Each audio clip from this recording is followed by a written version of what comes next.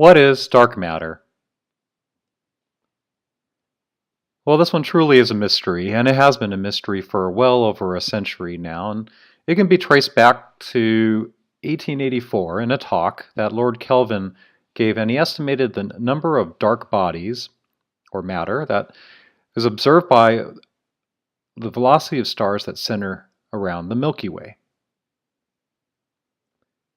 Now, dark matter is a hypothetical matter, meaning it hasn't been discovered yet at this point. It's believed to exist.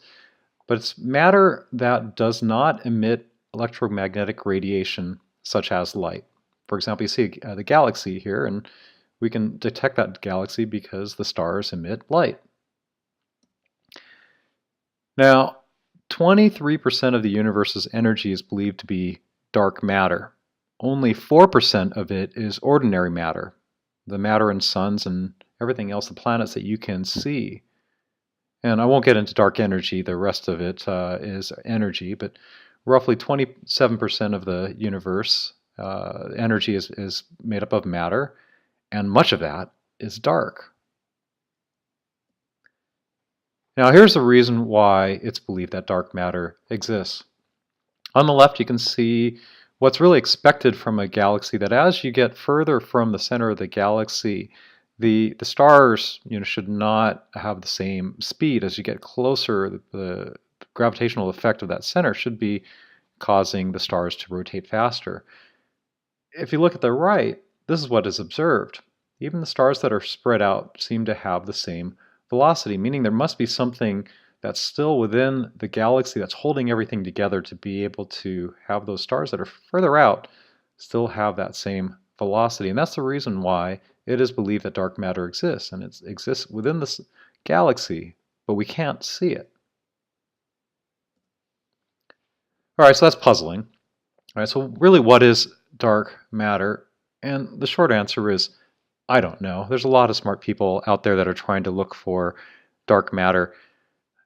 But here's some possible explanations that might be different. And the reason for putting this together is because EWT, energy wave theory, has a different gravitational model. And since dark matter is really the observation of gravity and its effects around a galaxy, there could be potential explanations that might have been overlooked, and we're going to go over some of those.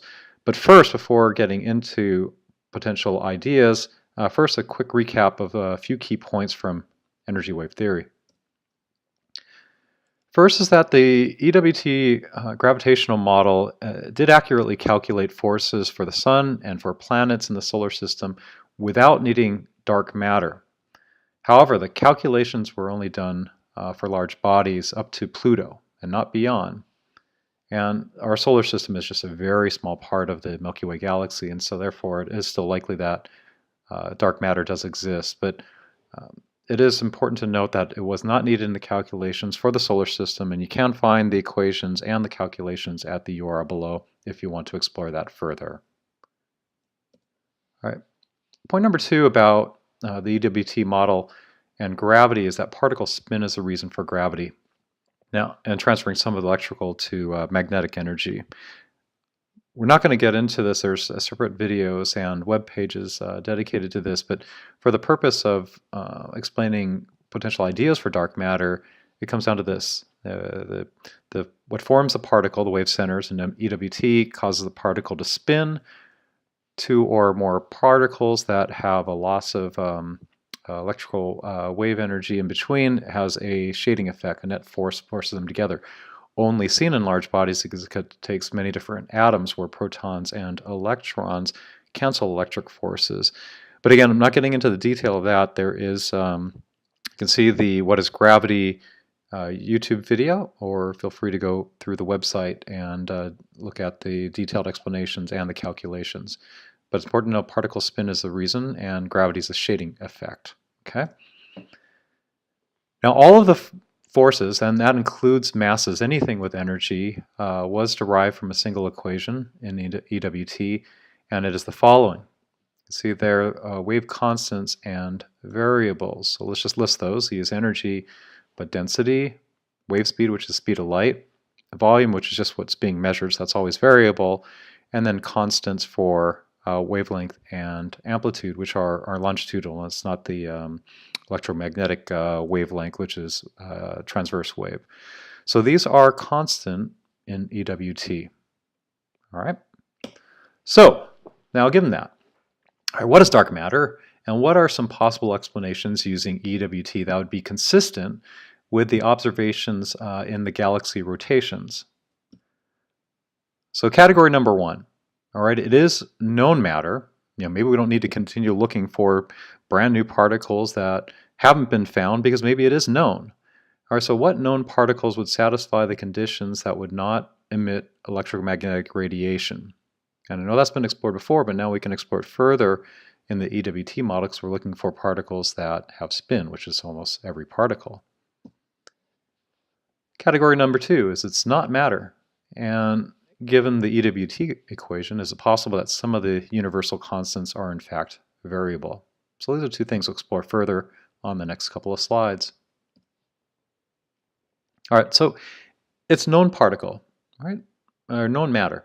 Without needing to find new particles, there's at least 3 known particles that are somewhat relatively stable that would be electrically neutral, and yet they still spin and require energy.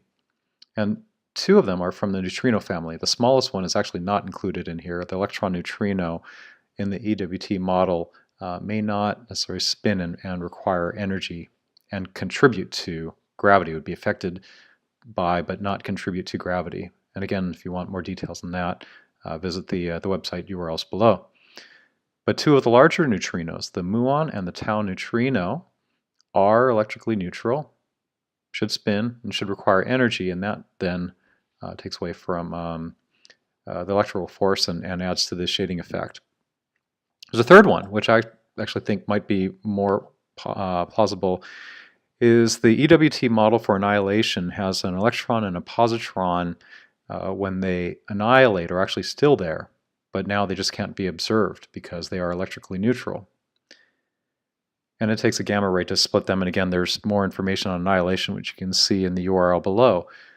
But annihilation should occur quite often, and if a lot of these particles are roaming about the galaxy, then they are still spinning and they are still requiring energy. So here's at least 3 possibilities that would fit the observation of the galaxy, but yet it would be very difficult to spot. So it's known matter. Here's the other category, right? It's not matter, and based on the equation that was shown, the energy equation, one of the key elements there was a density property. Now that's the density of something that has yet to be proven, which is the ether. So this is even harder since we can't prove the ether at this point to prove that it might be variable. But let's just assume, like a lot of objects where you have a gravitational pull, is that the substance becomes more dense with gravity. And so if the ether is in fact more dense as you get towards the center of the galaxy, that does affect the equations, which then have a different force. But also, one might expect that if you have a denser ether towards the center of the galaxy, it might affect some of the other properties in that equation as well, such as wave speed. Waves are known to have different speeds as they go through a medium of different densities. So maybe the speed of light is actually not constant. That's a possibility. And also within the EWT model, there's a constant for wavelength and for amplitude. Now perhaps those are also variable and could be affected by density. The former there, the wavelength, is the measurement really for the size between atoms, and this could actually be the warping, as Einstein has said, for the warping of space-time. Well, as a result of the ether being denser, it could pull everything in closer together, and the wavelength property here might not be constant as calculated by EWT. So again, all these are hypothetical. The short answer is I really don't have any idea what dark matter might be, but it might be helpful to think a little bit out of the box.